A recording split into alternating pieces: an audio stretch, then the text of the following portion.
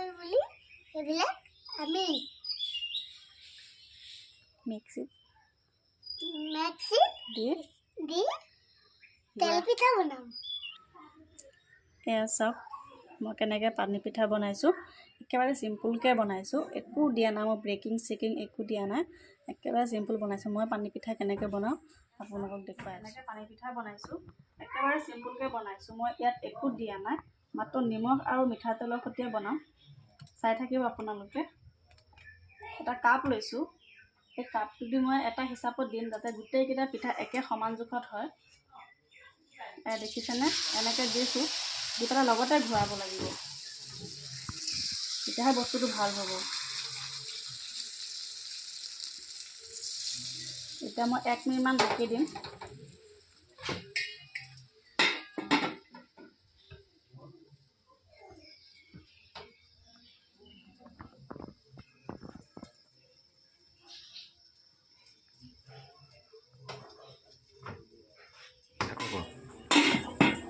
এতিয়া অলপ লুটিয়াই দিম, তেতিয়া দুইটা চাইড সমানে হ'ব, খাবলৈ ভাল লাগিব। অকণমান কেঁচা হৈ আছে।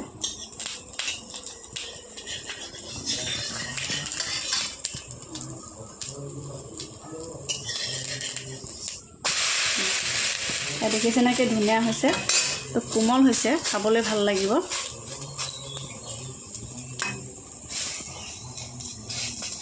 আৰু পিঠাগুড়িখনে মই মিক্সিত লৈছোঁ, ঢেঁকীত লোৱা নাই।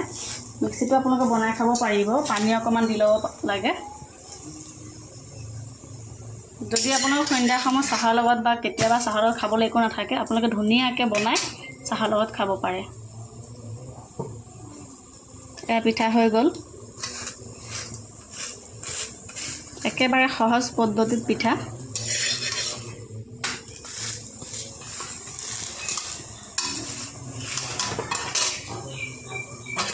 এয়া পিঠা হৈ গ'ল।